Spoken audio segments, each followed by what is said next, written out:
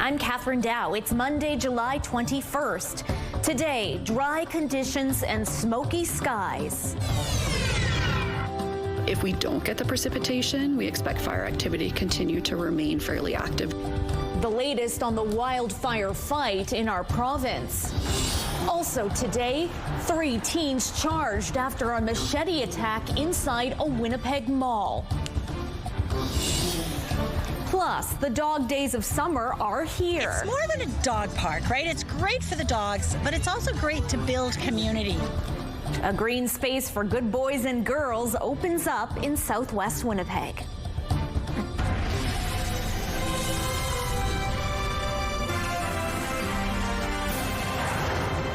Good afternoon. Thanks for joining us. Marilee is away. Hot, dry conditions over the weekend fueled wildfire activity throughout Manitoba, and thick smoke blanketing the air isn't helping either. Joining me now live with more on this is CTV's Taylor Brock. So Taylor, what is the latest on the wildfire fight? Well, Catherine, the province says it's keeping an eye on fires near the Laurie River Generation Station, Kettle Rapids Dam, Garden Hill, Leaf Rapids, and Snow Lake. We have seen very scattered precipitation, so if we don't get the precipitation, we expect fire activity to continue to remain fairly active on those fires where it has been in recent days. Officials say the wildfire risk remains high to very high in eastern and northern Manitoba, with some areas at extreme danger. But despite those dry conditions, the province says crews have made good progress on fires near Thompson, Cross Lake, Split Lake, and Flin Flon over the weekend. However, smoky conditions, which have prompted widespread air quality statements and warnings, including here in Winnipeg, are impacting firefighting efforts, especially from the air. Definitely when there's heavy smoke, it makes it difficult for our water bombers to take off or land. They need good visibility to safely conduct their operations. It's also an issue sometimes for the helicopters, depending on how low that smoke is. So we've had challenges getting crews out to areas of the fire where we would need access through helicopter, as well as just being able to bucket using a helicopter. It has been limited by smoke as well. Meantime, more than 13,000 Manitobans are currently evacuated because of the wildfires. They are occupying around 2,500 hotel rooms and 840 shelter beds. So Taylor, how many active wildfires are burning in Manitoba right now? Well, Catherine, the province says 120 as of this morning, and that's 2 less than Friday. There have been 331 fires to date in Manitoba, well above the 20-year average of 243. All right, thanks for this, Taylor. 3 teenage boys have been charged after another teen was attacked with a machete and robbed inside CF Polo Park on Friday night. Police say the 14-year-old male victim was shopping at the mall when he was approached by the suspects. The victim was hit several times with a machete, and the attack continued even after he fell to the ground. The suspects then robbed him before running from the scene. Police say the victim suffered a significant injury to his hand and was taken to hospital in stable condition. Police arrested the suspects at a nearby restaurant shortly after. 3 boys aged 13, 14, and 15 are charged with robbery. The 15-year-old was released on an undertaking, while the other 2 suspects remain in custody. Fire crews in Winnipeg were busy early Sunday morning battling 2 blazes.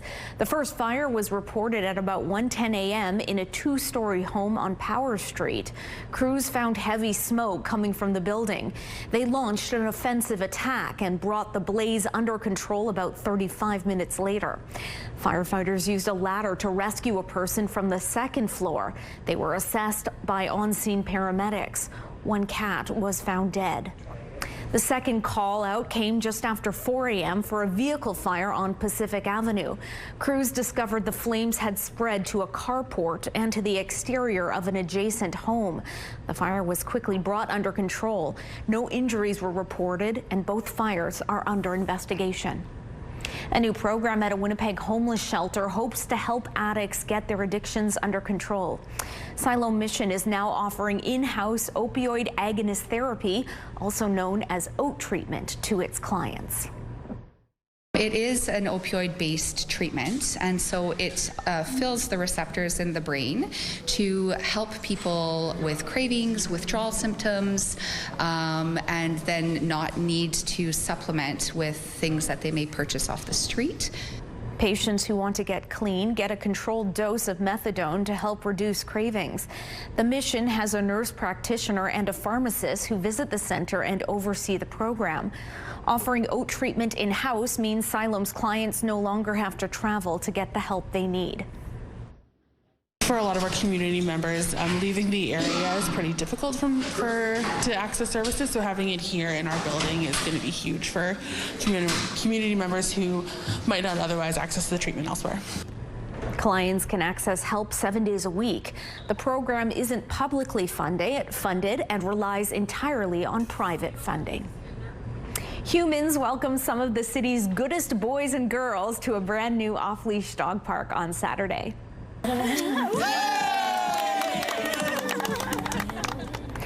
Aren't they excited? I can understand why. Look at that. White Ridge Community Center opened up its off-leash dog area to the furry friends and their humans. This is the first project to go through the city's off-leash dog area master plan, introduced in May 2018. The city hopes this space will be more than just a place for pups. It's more than a dog park, right? It's great for the dogs, but it's also great to build community. The neighbors come out, they meet each other, the doggies meet each other. The new park replaces a seasonal pen previously operated by the community center. It's fully fenced, grass-covered, and open year-round. Amenities include seating areas, sealed pet waste containers, and 2 gated entrances. CTV weather specialist Colleen Brady joins us with a first look at your Skywatch evening forecast.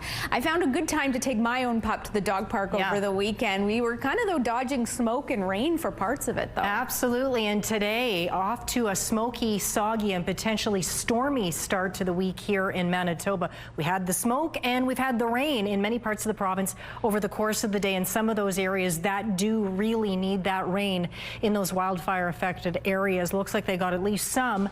But there is also the potential for thunderstorms to develop tonight, and we don't need lightning strikes. And some of those storms, should they develop, could become severe. And that's why Environment and Climate Change Canada has issued a severe thunderstorm watch for much of the Interlake and now further south into the Red River Valley, at least the northern part of it, including the city of Winnipeg. I'll have more details on that and the air quality warnings that do remain in effect tonight further north, and the alerts that continue regarding that smoke further east into northwestern Ontario. A busy day ahead, or night ahead, and week ahead as well. I'll have that full forecast coming up. Let's take a look right now through the Bathfitter Live Eye. Bathfitter, your bath and shower experts for more than 40 years.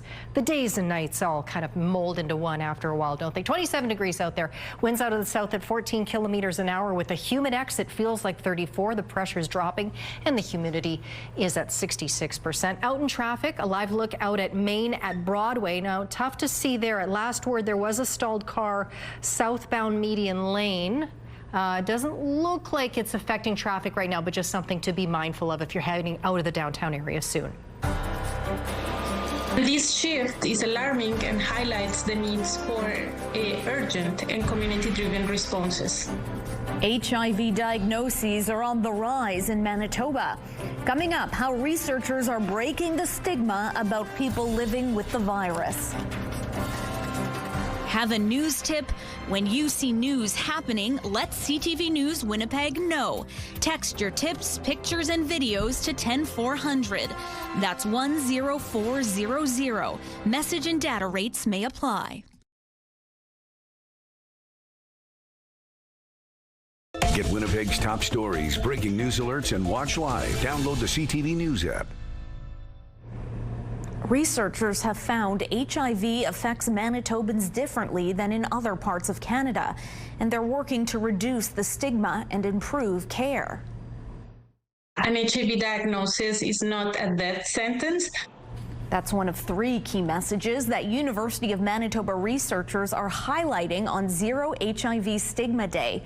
The other, HIV can be prevented, and regular testing is key to protecting yourself and others. Manitoba recorded its highest ever HIV incidences in 2022 and 23.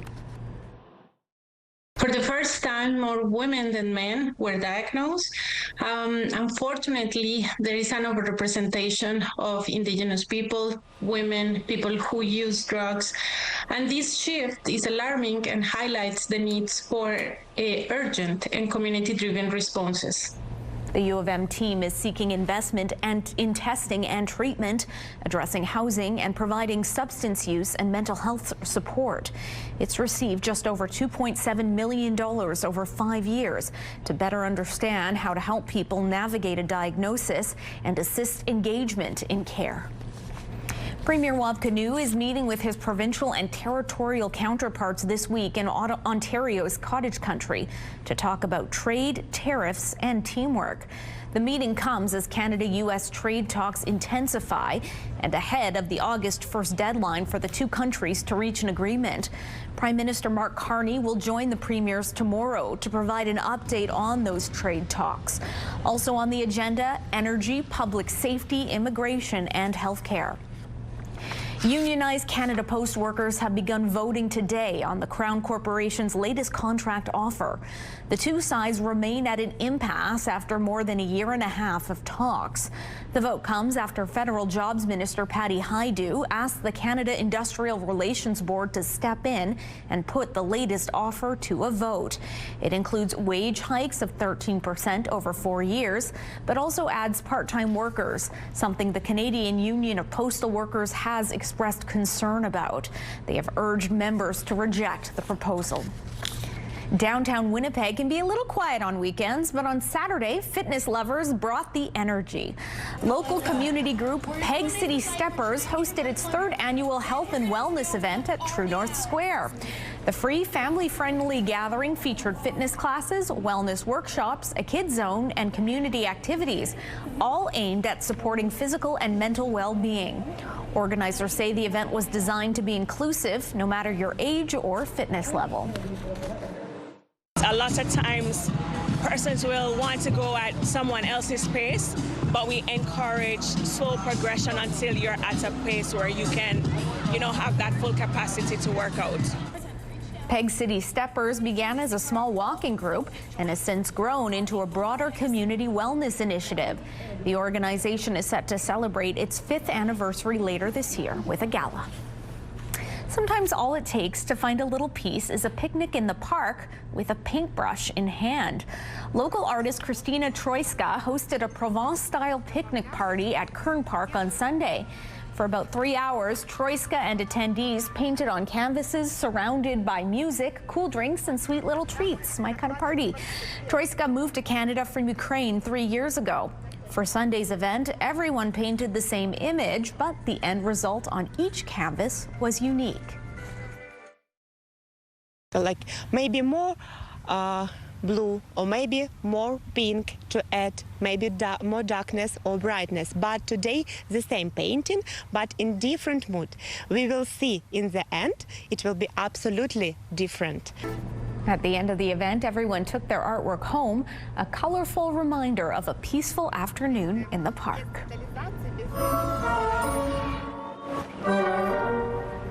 And dancing in the park. Coming up, we'll tell you when the Royal Winnipeg Ballet is returning to the Lyric Theatre. Spotlight is next.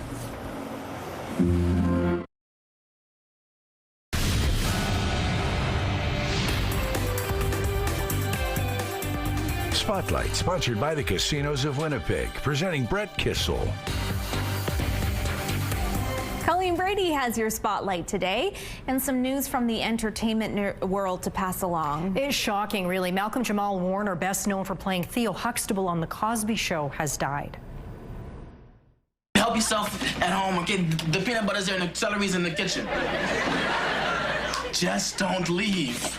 Warner reportedly drowned while on vacation in Costa Rica with his family. He was a teenager when he was cast as Bill Cosby's son in the hit sitcom, which ran from 1984 to 1992. Warner also won a Grammy in 2015 for his work as a singer. He most recently hosted a podcast. Malcolm Jamal Warner was just 54 years old.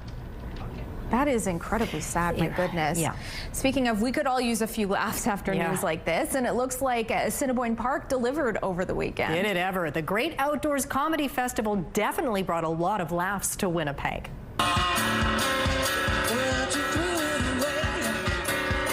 The event kicked off Friday evening and ran through Sunday, featuring food trucks, cold drinks, and a few surprises, all in the name of comedy. Big names like Bert Kreischer, Whitney Cummings, Martin Short, John Mulaney, and Theo Vaughn kept the crowd laughing throughout the weekend. The festival first launched in Edmonton in 2021. Next stops include Halifax, Calgary, and Spokane, Washington in August, before wrapping up in Vancouver this September. I wish I had gone. I have some FOMO looking at that. I know. Don't have big to. Time. Yeah. Well, I won't regret this if I'm going to miss. I hope I will not miss this. Is what I'm trying to say in English. The festival isn't the only event happening in the park this summer. Take it away, Colleen. I'll try. Ballet in the Park returns to the Lyric Theatre for the first time under the direction of Christopher Stowell. The popular series will run Wednesday through Friday at Assiniboine Park. The free performances offer a glimpse at the new 2025-26 season and a new chapter for the company under its new artistic director. Fans will be treated to a creative movement class and 3 pieces from the school's recreational division. But the main event is an excerpt of Tall, The Wild Man of the Woods, which will be performed in full by the RWB this coming winter. It follows an Indigenous legend about a young woman on her quest to rescue her sister from a dark figure. Looks mysterious. I can't wait. Yeah. Meanwhile, an interactive show is making a stop here in Winnipeg. That's right. Warm up your vocal cords, Catherine. You'll need them.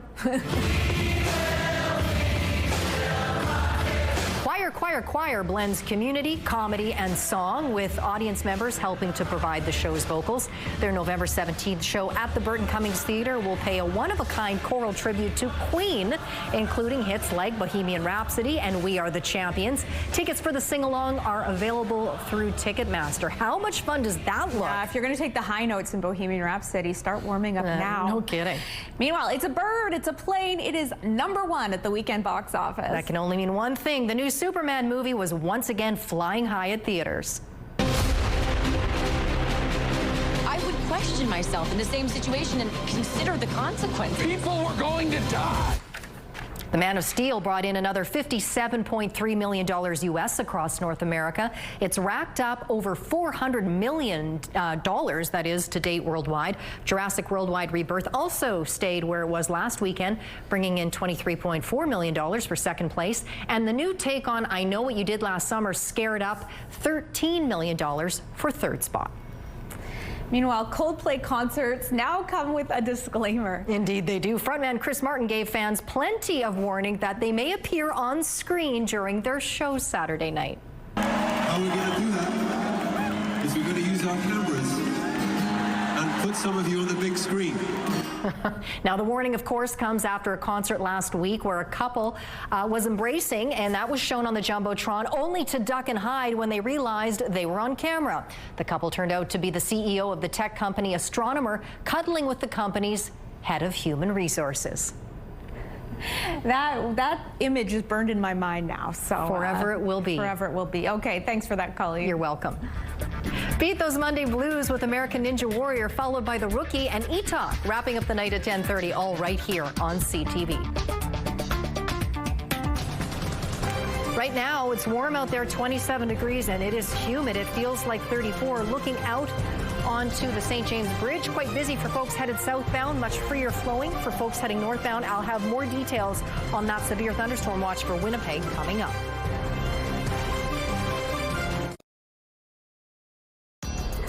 Women's clothing provided by RW & Company. Salon services provided by S&T Spa Salon.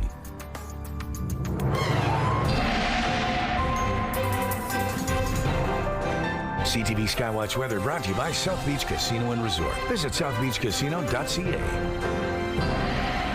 It's hot, it's humid, and that means there is the potential for thunderstorms, and some could become severe. There is a severe thunderstorm watch that's in effect for Winnipeg and for areas further north, right up through the Interlake. Now, here's a look at the situation right now on the satellite radar. Not much happening. There looks as though there's one non-severe thunderstorm just moving out onto the water over Lake Winnipeg right now, but there is the possibility that could well change. If you're wondering about where that rain went that came through Winnipeg earlier today, it's now pushed off well over northern Ontario. Ontario. Speaking of which, those areas in Ontario lighting up in orange under a special air quality statement related, of course, to wildfire smoke in those communities. The more elevated air quality warning in effect for these warned areas in Manitoba lighting up in purple, with that wildfire smoke continuing to plague those regions. Now, of course, we did have that smoke that came through Winnipeg over the weekend.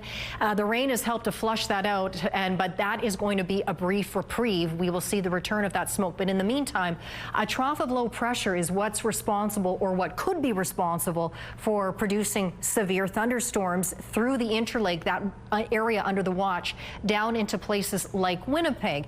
If those storms do develop and if they become severe, Environment Canada suggests that we could see hail up to the size of golf balls, 90-kilometer-an-hour wind gusts. We could see 50 millimeters of rain as well, and even the potential for an isolated tornado or two. Once the threat of thunderstorms subsides overnight, things will improve for the time being in the north. Clearer conditions. Meanwhile, look at this down here in the south. Another round of rain, potentially substantial amount crossing southern Manitoba, including through Winnipeg tomorrow. It could bring thunderstorms. It moves out into Ontario later on in the day. Then we clear out as we get into Wednesday in the midweek already. But for tonight, there is the risk of severe storms, including for Winnipeg. 17 is our low. Tomorrow we'll have just 22 with showers and thunderstorms expected. North winds at about 30 coming through. That's a cold front. Behind the cold front will come the smoke. Wednesday, sunny, otherwise 24 degrees up to 25 Thursday. Hot Friday, 29 degrees. Then we jump into the low 30s by the weekend. Our first weather photo is a lovely prairie-esque look out on the Notre Dame de Lourdes area. That photo is from Diane, lovely one, as is this one right near Brandon. That photo is from Lacey. Email us yours to winnipegweather@ctv.ca. Thanks, Colleen. Golf season is in full swing, even in the most remote parts of the world. It is probably the most innovative and cool golf I've ever done. Yeah. These golfers swapped greens for ice in the first ever North Pole Clock Golf Championship. Clock golf is a Victorian-era variation of the game where players putt from numbered points arranged around a central hole like a clock face. It did need another variation, probably because of those challenging greens. It's a different take on it. I love it. Yeah, why not? We could do it here in Winnipeg, no problem. Not tonight, On though. the ice, not tonight, though, not at all. No. That's going to do it for us. Be sure to join us back here for CTV News at 6.